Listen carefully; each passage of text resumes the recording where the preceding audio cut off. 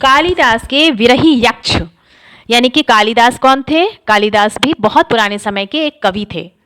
इनके विरही यक्ष ने, यानी कि इनका यक्ष जो होता है ना वो प्रश्न करता है, और वो विरही मतलब बिछड़ा हुआ, तो उसने अपने मेघदूत से कहा था, यानी कि उनकी इस मेघदूतम एक बहुत ही बड़ा ग्रंथ है जिसको कालिदास ने लिखा है, मेघदूतम।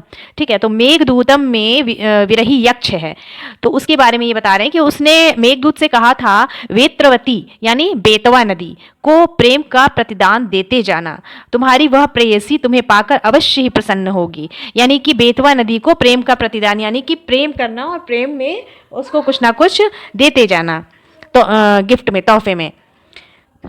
यह बात इन चंचल नदियों को देखकर मुझे अचानक याद आ गई और सोचा कि शायद उस महाकवि को भी नदियों का सचेतन रूपक पसंद था।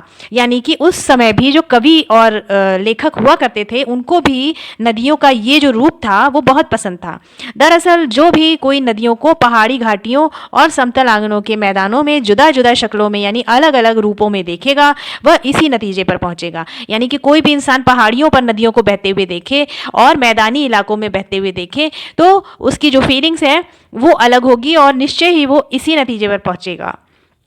काका कालेलकर ने नदियों को लोक माता कहा है, यानी पूरी दुनिया की माता कहा है। जैसा कि आपको मालूम है कि गंगा को भी माता कहा जाता है, तो काका कालेलकर ने सभी नदियों को लोक माता कहा है। लेकिन इन्होंने कहा क्यों है?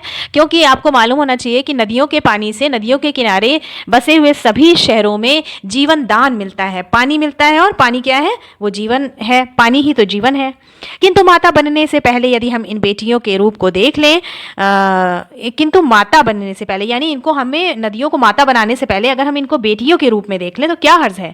और थोड़ा आगे चलिए, इन्हीं में अगर हम प्रेयसी की भावना करें यानी प्रेमिका की फीलिंग करें तो कैसा रहेगा।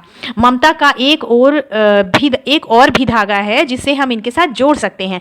बहन का स्थान कितने कवियों ने इन नदियों को दिया है। एक दिन मेरी भी ऐसी भावना हुई थी। कवि लेखक कह रहा है, नागार्जुन इसका पाठ के लेखक हैं, तो नागार्जुन कह रहे हैं कि हम नदियों को किसी भी रूप में देख सकते हैं। अत्यधिक रूप जो है माता का ही देखा जाता है, लेकिन हम इन्हें जो है बेटी के रूप में भी देख लें तो कोई हर्ज नहीं है, और हम इन्हें प्रेयसी यानी प्रेमिका के रूप में भी देख सकते हैं। बहन का स्थान भी बहुत सारे कवियों ने अपनी कविताओं में दिया है नदियों को। तो एक दिन नागार्जुन कह रहा है कि मेरी भी ऐसी एक दिन भावना हुई थी।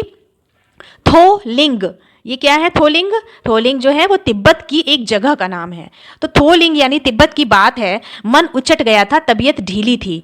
किसकी? नागार्जुन, ये जो राइटर हैं इनकी। सतलज के किनारे जाकर वो बैठ गए। दोपहर का समय था, पैर लटका दिए पानी में। थोड़ी ही देर में उस प्रगतिशील जल ने असर डाला। प्रगतिशील मतलब बढ़ते रहने वाला, तो जाहिर सी बात है कि पानी जो है नदियों का बहता ही रहता है, आगे की ओर बढ़ता ही रहता है। उसने असर डाला, तन और मन ताज़ा हो गया। तो मैं लगा गुनगुनाने, मैं गुनगुनाने, यानी नागार्जुन जो है गुनगुनाने लगे। और ये कहानियों के साथ साथ, किस्सों के संस्मरण के साथ साथ ये कविताएं भी लिखा करते थे। तो इन्होंने वहां पे ही तुरंत सतलज नदी पर एक छोटी सी कविता लिख डाली।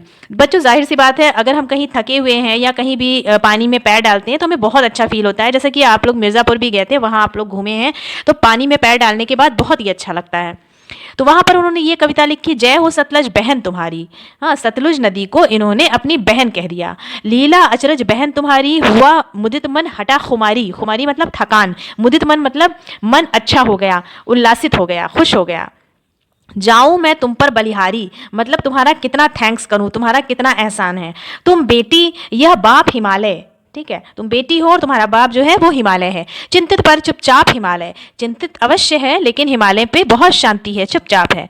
प्रकृति नटी के चित्रित पट पर, यानी कि नेचर, प्रकृति के जो चित्रित पट यानी कि रंगे हुए आप कह सकते हैं, ड्राइंग का पेज जैसा होता है ना, रंगे हुए उस पट पर अनुपम अद्भुत छाप हिमालय, सुंदर छाप हिमालय की फील होती है, इमेजिन होती है। जय हो सतलज बहन तुम्हारी, सतलज बहन की है यानी सतलज नदी की है, जय बोल रहे हैं।